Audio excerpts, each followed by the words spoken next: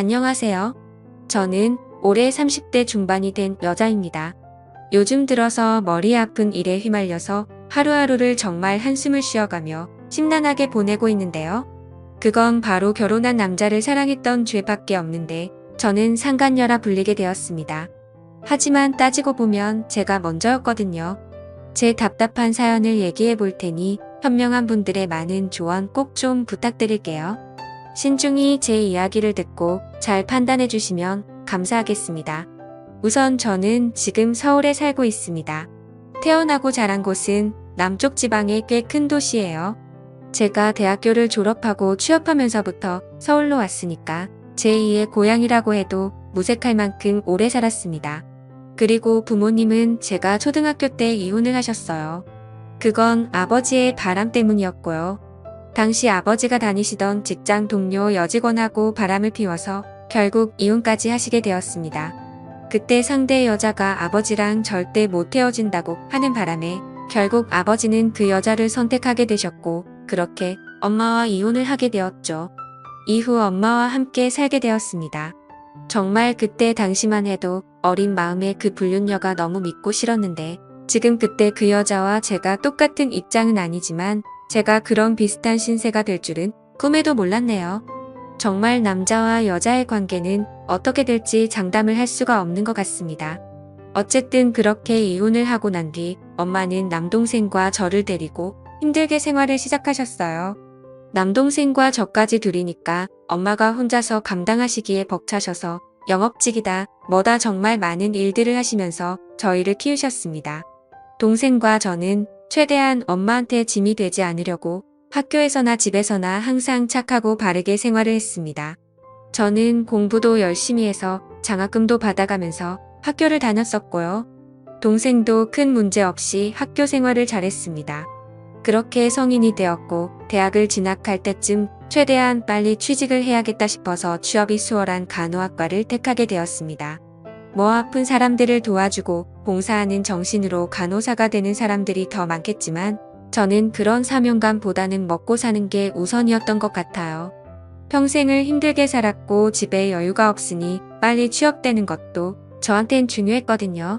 그래서 대학생 생활을 할 때도 친구들이 소개팅이다 클럽이다 온갖 모임에 몰려다니며 남자들 만날 때도 저는 한눈 한 번 팔지 않고 장학금을 받아가면서 학교를 다니기 위해 최선을 다했습니다. 그거에 따른 보상은 그나마 성적이 좋은 것과 장학금이란 것이 있어서 결국 서울 쪽에 있는 대학병원에 취업하게 되었던 거죠. 처음에는 좋은 곳에 취업한 것이 기뻐서 좋았지만 생애 처음으로 엄마와 동생과 떨어져 낯선 곳에서 생활해야 하는 건 걱정되고 두렵기도 했어요. 어린 마음이라 낯선 곳이 더 그런 느낌이었던 것 같아요. 예상은 적중하였고 제 타지 생활은 녹록지 않았습니다. 그 중에서 제일 힘들었던 건 혼자 생활해야 했던 것이었죠. 겁이 많고 가족과 떨어져 혼자 사는 건 처음이었기 때문에 외로움이 컸던 것 같아요. 하지만 병원 생활이 바쁜 것은 다들 아실 겁니다. 간호사는 3교대로 돌아가는데 우리는 한 명당 7명의 환자를 케어해야 했죠. 서울에서 생활을 시작하면서 병원 생활에 적응하는 동안 외로움에 빠져 있었지만 나중에는 바쁨 속에서 집에 가면 자기 일로 바빠서 외로움을 느끼지 못했습니다. 그렇게 2년 동안을 바쁘게 보내고 나서 문득 제 인생을 돌아보니 내 인생에는 남자를 만날 팔자가 아닌가? 평생 남자를 만나지 않고 끝나는 것 아니겠지? 라는 생각이 들더라고요. 사실 학교 다닐 때 대시하는 남자들은 있었지만 그때까지 남자를 제대로 만나보진 않았습니다. 아버지의 외도 영향도 있었는지 남자에 대한 반감도 있었던 게 사실이었고요. 그런데 병원에서 저한테 유독 관심을 보이는 의사 선생님이 계셨습니다. 저와 함께 일하고 있는 여러 간호사 선생님 중에 꼭 저한테 잘해주시고 시간만 나면 영화 보러 가자, 같이 밥 먹자라고 말하며 꾸준히 들이댔어요. 그 선생님은 제가 좋아하는 스타일로 남자답고 덩치도 좀 있으면서 웃는 모습이 너무 매력적이었습니다. 처음에는 장난이라 생각했지만 계속 그런 제안이 반복되다 보니 이 남자가 진심으로 하는 말인가 의심이 들었었죠.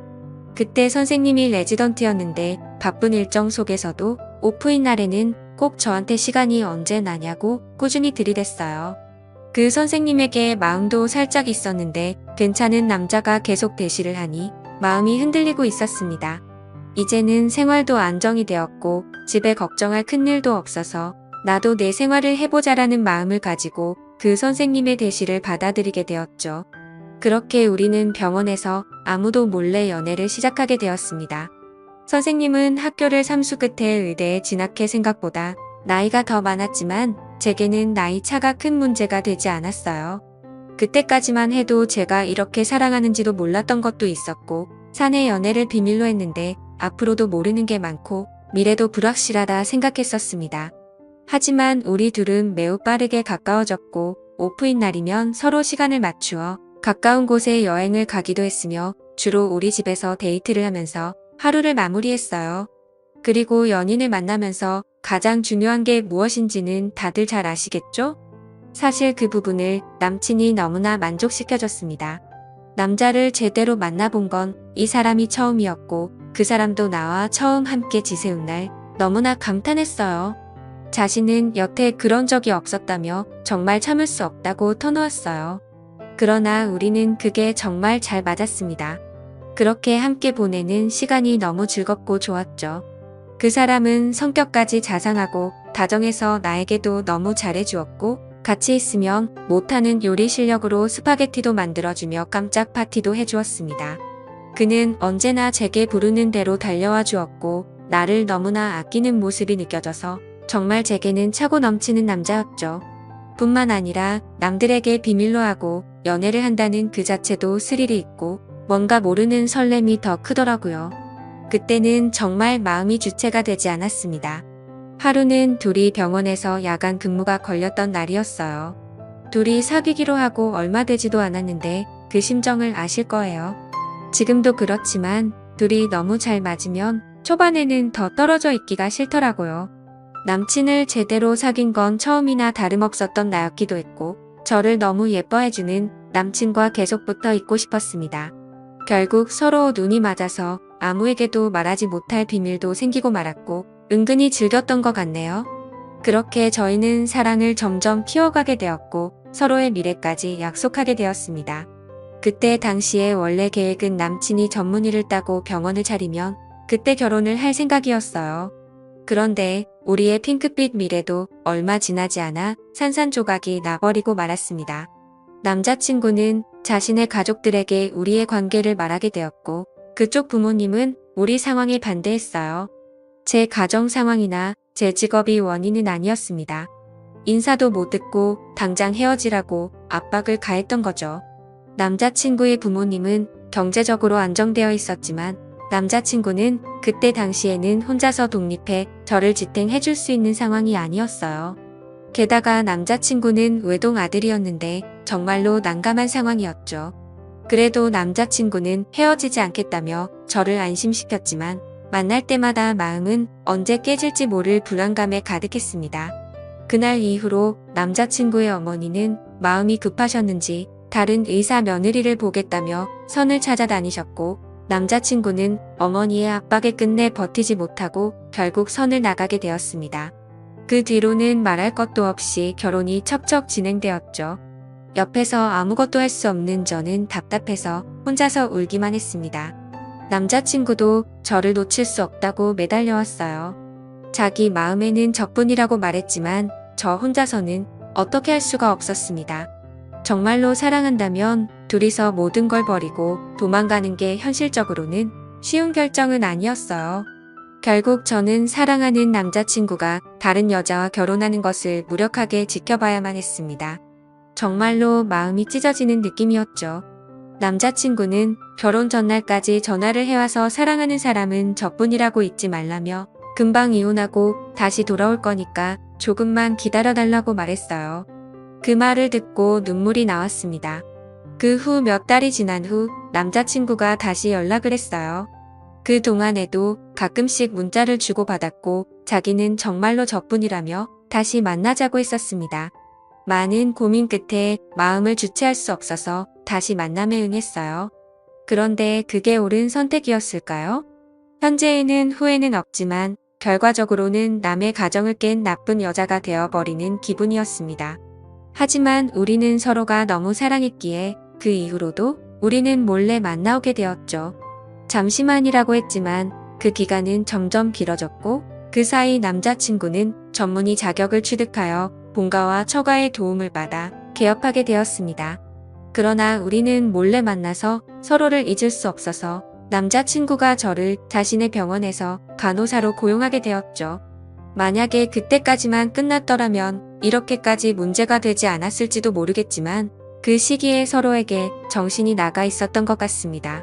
남자친구가 원장으로 있는 병원에 간호사로 입사하면서 우리는 다른 간호사들의 시선을 피해 언제든 마음대로 만날 수 있었죠.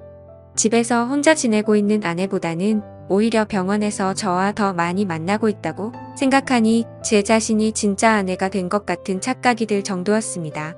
그러던 중 하늘이 무너지는 소식을 전해주더군요. 자신의 아내가 임신을 하게 되었다고 말하는데 저도 어떻게 해야 하는 건지 도저히 머리가 멍해지더라고요. 그렇게 며칠 동안은 어색한 분위기가 흘렀습니다. 그리고 그 여자가 임신을 하고 난 뒤부터는 병원에 갑작스럽게 찾아오는 날이 늘어나기 시작했고 그때부터는 조심해야 했을지도 모르겠네요. 하지만 우리는 방심한 순간에 문제가 생기게 되었습니다. 동료 간호사들이 식사를 하러 나간 점심시간에 우리는 원장실에서 꼭 붙어 있었는데 그때 순간적으로 원장님의 아내가 갑자기 찾아와서 문을 벌컥 열어서 우리 사이를 들켜버리고 말았던 거죠. 그 순간 난장판이 벌어지기 시작했고 결국 원장의 가족까지 이 모든 사건을 알게 되었습니다. 이혼을 한 해 만에 큰 문제가 생기게 되었던 거죠. 저는 아내 쪽에서 손해배상 청구와 상간녀로 고소당한 상태이고 이런 상황에 처하게 되어 정말 당황스럽고 힘들어졌습니다.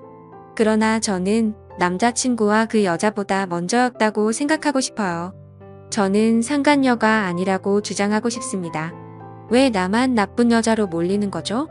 그리고 원장의 부모님도 정말 원망스러울 따름입니다. 서로가 사랑을 할 때 그냥 받아주셨다면 이런 문제가 생기지 않았을 텐데 싶은 마음에서요. 지금은 남자친구의 결정을 기다리고 있습니다.